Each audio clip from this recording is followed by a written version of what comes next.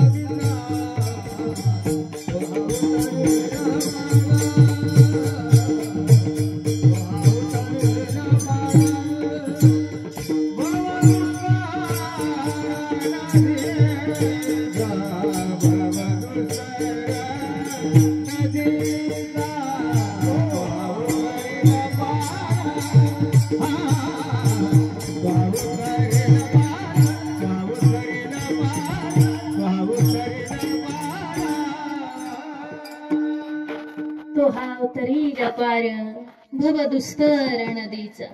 आम्ही जर का देवाला सर्व भावाने शरण गेलो तर तो भगवंत तुम्हाला हा भवसागर ही भव नदी तारून नेत असतो.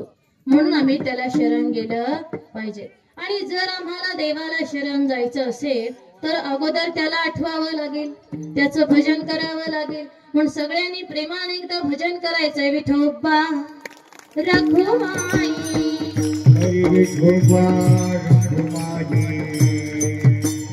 विठोबा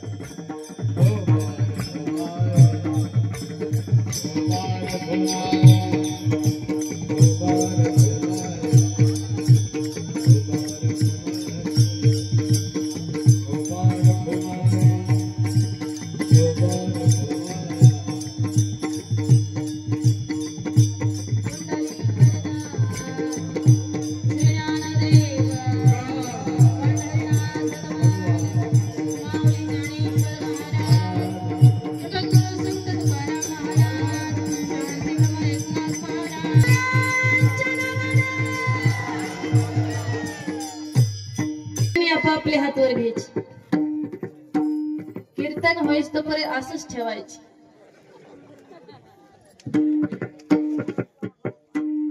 ताठ हात वर घ्या. थंडी गेली का? 8चं टायमिंग दिलं होतं, 9 वाजता आली म्हणून विचारलं.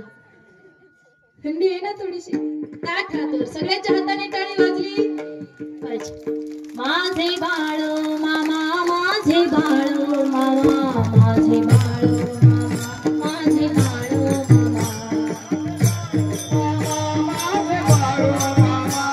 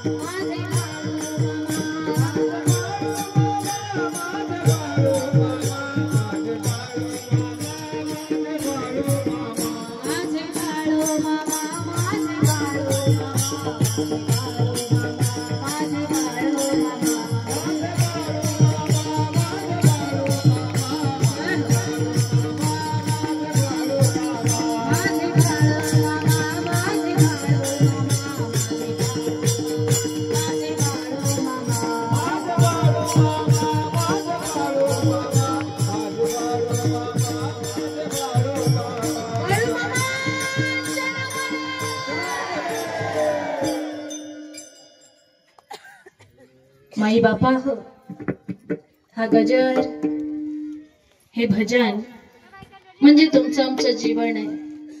फक्त याला आचरणात आणलं ना, उद्धार झाल्याशिवाय राहत नाही. तुम्हा सगळ्याला हात खाली घ्याय सांगितले होते का? विठ्ठला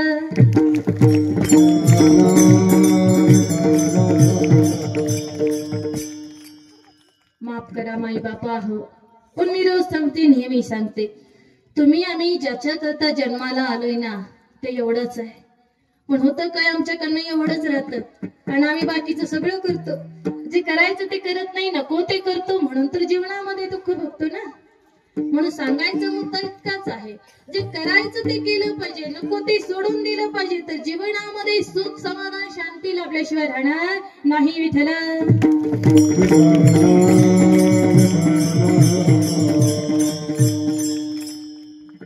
एक गोष्ट लक्षात घ्या माई बापा, की ज्याने आमच्यावर कृपा केलेली आहे त्याला कधी सुद्धा विसरायचं नसतं.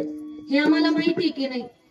ज्यांची आपल्यावर कृपा झाली, ज्यांनी आपल्यावर कृपा केली, त्याला कधी विसरायचं नसतं. ऐका ना, गडहिंग्लजच्या शेजारी हनीमनाळ म्हणून एक गाव आहे. त्या गावामध्ये एक व्यापारी होते. ते व्यापारी कोल्हापुरामध्ये राहत होते. मिरची पूड विकण्याचा व्यापार करत होते. पण व्यापार करता करता मामांची भक्ती करू लागले, मामांच्या तळावर येऊ लागले, मामांची सेवा करू लागले. सेवा करत करत मामाचे निश्चिम भक्त बनले. मामांचं त्यांचं जिव्हाळ्याचं नातं तयार झालं. मामांची त्यांच्यावर एवढी कृपा झाली माई बापा हो, की मिरचीचा व्यापार जो आहे तो चांगल्या रीतीने चालू लागला. मामा सांगतील त्याप्रमाणे करू लागले. मिरचीची पूड विकत घेणं आणि पुढे नेऊन विकणं, अर्थात खरेदी करणं आणि विक्री करणं हे मामाच्या सांगण्यावरून ते करू लागले. मामाच्या आज्ञेचं पालन केल्यामुळे त्यांचा व्यापार इतका वाढला की संपत्ती समृद्धी सगळं काही मिळालं. ज्यावेळी पैसा जास्त मिळाला, संपत्ती वाढली, त्यावेळी त्यांनी ते मिरचीच्या पुडी बरोबर अर्थात मिरची पावडर बरोबर कापड विकायचा व्यापार चालू केला. आता कापड आणि मिरचीची पावडर विकायचा त्यांचा व्यापार मामांच्या कृपा आशीर्वादाने एवढ्या उंचाईला गेला माई बापा हो, एवढे ते श्रीमंत झाले, एवढी सदनता आली. पण लक्षात ठेवा, भगवंत आम्हाला देत असतो, भगवंत आम्हाला देत असतो माई बापा हो, पण त्यानं दिलेलं आम्हाला टिकवता आलं पाहिजे.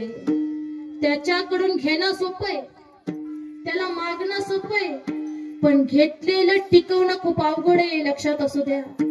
मामांची कृपा झाली, त्या व्यापाऱ्याला सगळं मिळालं, श्रीमंती वाढली, संपत्ती मिळाली, सधनता वाढली, मात्र त्याच्या मनामध्ये खूप बुद्धी निर्माण झाली. त्यानं त्या मालामध्ये भेसळ करायला सुरुवात केली. भेसळ केलेला माल सगळीकडे तो विकू लागला. मामा सुद्धा त्याच्याकडून माल घेत होते. म्हणून मामाच्या तळावरील सगळ्यांच्या लक्षात आलं की तो व्यापारी मालामध्ये भेसळ करतोय, पैसे जास्त घेतोय, लोकांना फसवतोय.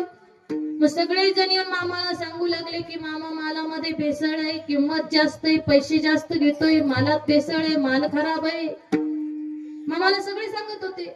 आता मामाला काय माहिती नसतं असं का? सगळं माहिती असतं, पण ध्यानात ठेवा, आम्ही काय करतोय, कुठं जातोय, कसं वागतोय, सगळं देवाला माहिती. पण जो भगवंत आहे ना, जे माझे मामा आहेत ना, आम्हाला सुधरायची संधी देत असतात. त्या संधीचं सोनं करायचं आमच्या हातामध्ये माई बापा. देव संधी देत नाही असं नाही, अनेक वेळा भगवंत आम्हाला संधी देत असतो. त्या व्यापाऱ्याला मामाने संधी द्यावी असा विचार केला म्हणून डायरेक्ट काही बोललीच नाही. भंडाऱ्या उत्सवाच्या यात्रेला त्याच्याकडून अनेक माल घेतला, खरेदी केला, आणि जेव्हा बिल द्यायची वेळ आली त्यावेळी मामाने त्या व्यापाऱ्याला विचारलं किती बिल द्यायचं. त्यावेळी त्यानं सांगितलं 3000 रुपये द्यावे लागतील. म्हणजे 3000 रुपये बिल झाले. आता खरी त्या मालाची किंमत मामाला माहिती होती, म्हणून मामा त्या व्यापाऱ्याला म्हणतात 3000 रुपये नाही, मला तुझे फक्त 2300 रुपये द्यायचे. आता मामा ज्यावेळी म्हणाले की तुला 2300 रुपये द्यायचे, त्याच्यावरच त्या व्यापाऱ्याने ओळखायला पाहिजे होतं की नाही, देवाला सगळं कळलेलं आहे, देव जे बोलतोय ते खरंय. तिथं त्यानं मामाला माफी मागायला पाहिजे होती की नाही, मामाला शरण जायला पाहिजे होतं की नाही. पण नाही माई बापा, हा संपत्तीचा अभिमान जर एकदा चढला ना, सहजासहजी उतरत नाही. खरं काय, खोटं काय, योग्य काय, अयोग्य काय, काही त्या जीवाला कळत नाही. कोणाला बोलतो हे पण कळत नाही. मामा स्पष्ट म्हणत होते 2300 रुपये द्यायचे, पण नाही, हा वाद घालत होता 3000 रुपये द्यायचे. वर एक नाही, दोन नाही, 3 दिवस यानं मामा बरोबर वाद घातला. माई बाप एक तर यानं मामाकडून पैसे घ्यायला नको होते का? का तर मामाने त्याच्यावर कृपा केली होती. मामांच्या कृपा आशीर्वादाने व्यापार चालत होता. श्रीमंती वाढली होती, सधनता आली होती.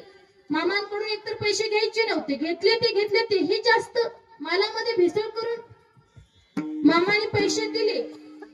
मात्र कोल्हापुराला घरी गेलं की त्या व्यापाऱ्याला त्याच्या कर्माचं फळ भोगावं लागलं. माई बापा त्याच्या पोटामध्ये कळा निघू लागल्या, एवढ्या वेदना होऊ लागल्या, एवढा त्रास होऊ लागला की अन्न पचन होईना, पोटामध्ये अन्नच जाईना.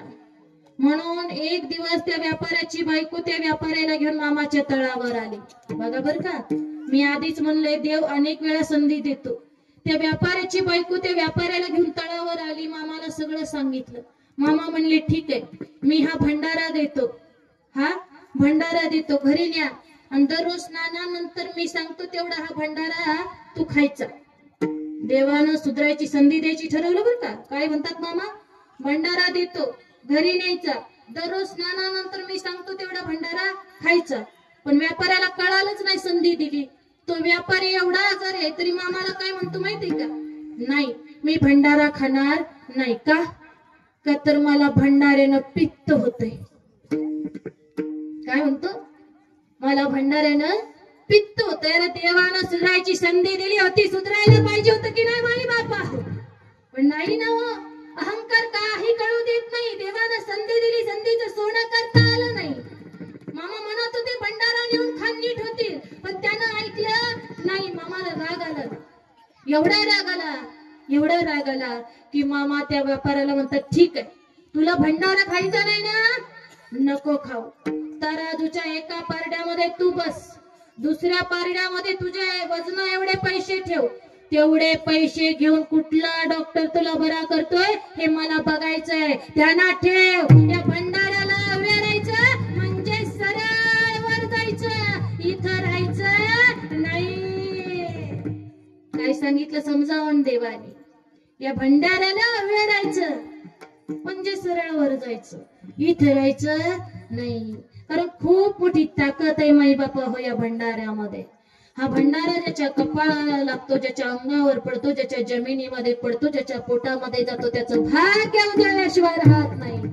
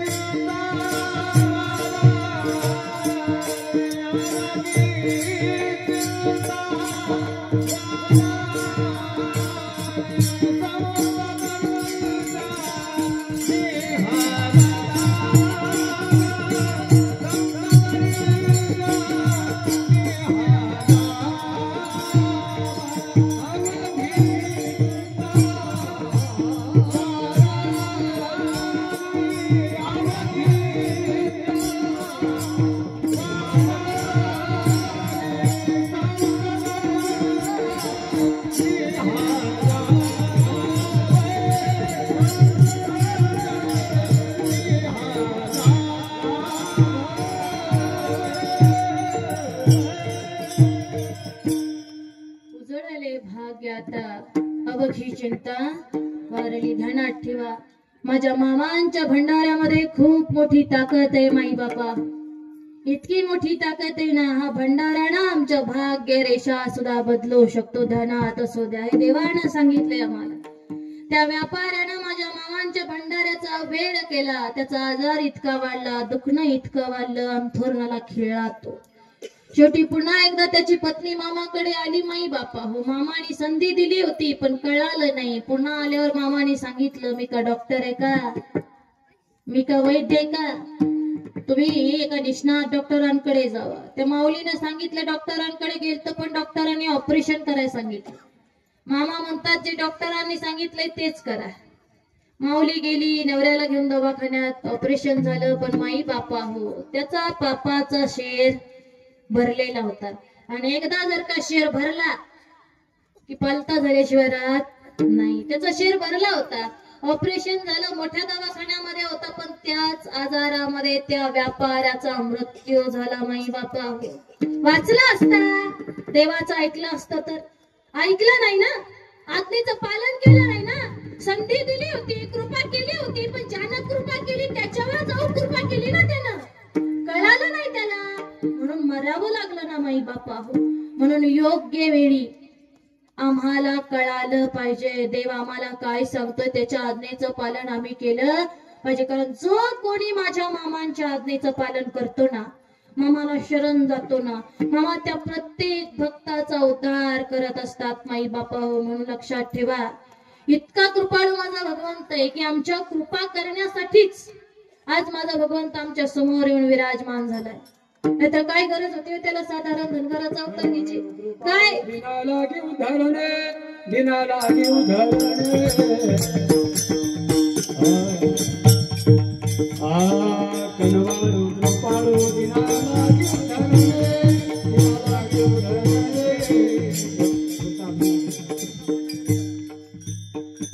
किती कृपाळू माझा भगवंत आहे की आमच्यावर कृपा करण्यासाठीच माझी मामा इथे येऊन विराजमान झालेत. आता काय गरज होती साधारण धनगराचा अवतार घ्यायची? काय गरज होती रानमाळा फिरून बकऱ्याला खायची? काय गरज होती असं गावोगाव फिरायची, तंबू मध्ये राहायची? तो लक्ष्मीकांत आहे ना, सृष्टीचा मालक आहे तो. पण लक्ष्मीच्या अतिथीशी यावी का कळती? काय कमी आहे त्याच्याकडे? कोणत्या गोष्टीची कमी आहे त्याला? का घेतलं त्यानं साधारण धनगराचा अवतार? फक्त तुमच्या आमच्या सुखासाठी. लक्षात असू द्या माई बापा, जगाच्या कल्याणा संताच्या विभूती देह कष्टविती बरोबर. आमच्यासाठी माझा भगवंत इथं आलाय, आमच्या सुखासाठी त्याने हातामध्ये काठी आणि खांद्यावरती घोंगडी घेतलेली आहे. थोडस विको दे दादा. तुझ्या खांद्यावर शोभे घोंगड्याची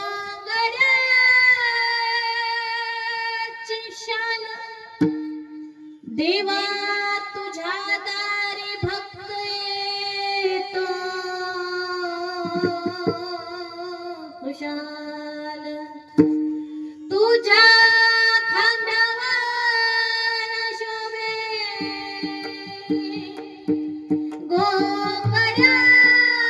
घोंगड्याची शान, देवा तुझ्या दारी भक्त येतो खुशाल. जगभरी गाजतो तुझ्या नावाचा ओंकार,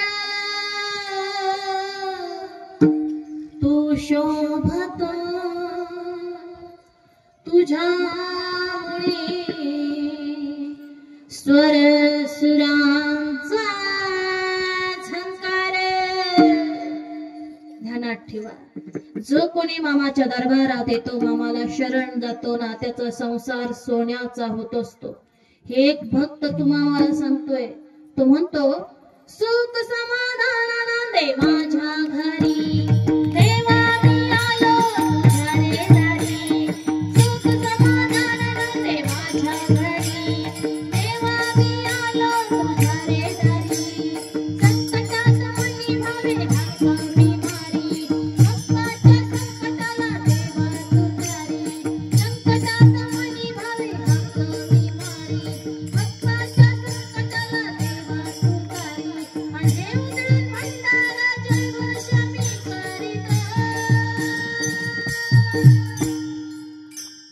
माझ्या बाळू मामाच्या नावानं चांग भलं मी बोलतो.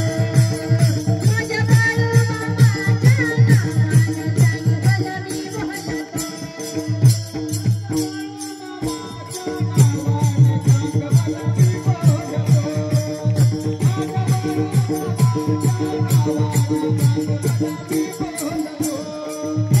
सुख समाधान नांदे माझ्या